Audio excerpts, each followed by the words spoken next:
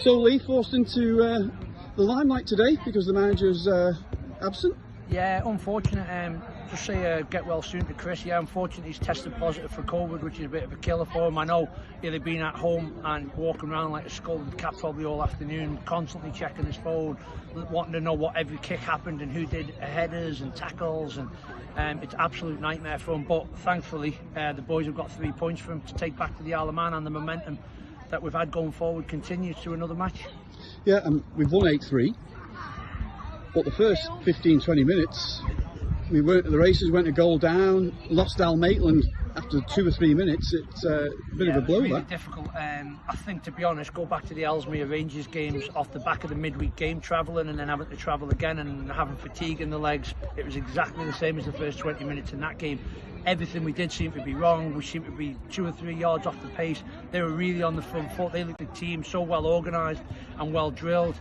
And you know, if you had said to me we were going to win 8-3 after that first 15 minutes, I'd have packed our bags up and left with that 100%, because that looked like it was going to be one tough day. And then we had, as you said, after 2 or 3 minutes we had to bring Alex Maitland off because he got injured in the warm-up, and that was really, really difficult because he has been an absolute colossus this season for us. So difficult, but you know what, we keep little challenges keep popping up and the lads keep coming up with the right answers. It's been a real squad effort today.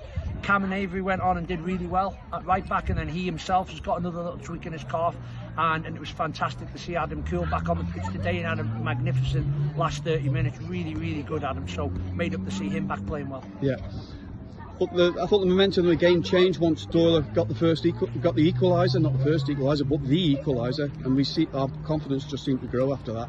Yeah, well, we switched to a back four to try and deal with their situation. They were playing 4 up top, and to be fair to them, it worked brilliantly well. They were good at it, you know, and they were pressuring you. You could see the fatigue we had. But I think once we went to a back four, it helped us settle a little bit, and we were getting a bit more of the ball, being able to retain it for little periods. And very quickly, I could see the energy draining out of them. They were breathing. A few of them had little pulls in their hamstrings, cramping up and stuff. And I felt it was only a matter of time then, maybe, till we were going to get an equaliser. And like you said, once we got the equaliser, the momentum of the game completely swung, and we clicked into gear again, and we started looking like a good team every time we attacked them. Yeah, and in the second half, really competitive first half for both teams. The second half we just completely dominated it. We were in another league the second half. We come out of the traps. They've obviously had a rollicking at half time. They'd have been disappointed to be down maybe at half time. But we come flying out the traps, and at the minute Sean Doyle just seems like everything he does he's going to score.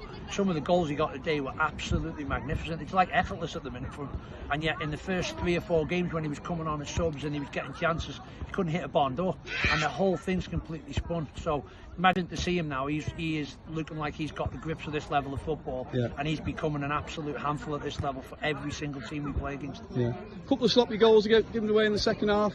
Yeah, to be honest, like, you know, they've gone 1-0 up, and rightly so. They deserve to go 1-0 up because they were the better team, but the 2 we've given away in the second half were a bit disappointing.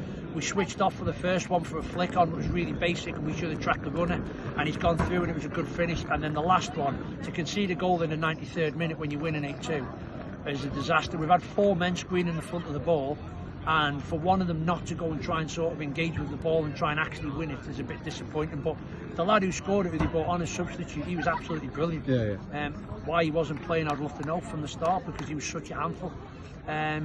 Being a bit harsh on the lads, and I don't want to put a dampener on the fact that we've won 8-3 and it's, you know, been a fantastic day, but we're greedy and we don't want teams to score goals at all, because going forward there'll be weeks we don't score 5, 6, 7, but they're a good team, make no qualms about it. That was an excellent display today from us, and I think going over the season they'll get points off the big teams. I've got no doubt about it, because they've got 4 or 5 players who fit into any of the top teams. I think they've just hit us on a really bad day for them, unfortunately, and a very good day for us. And Sean Doyle absolutely on fire at the minute. Well done, Lee. Cheers, Steve. Thanks.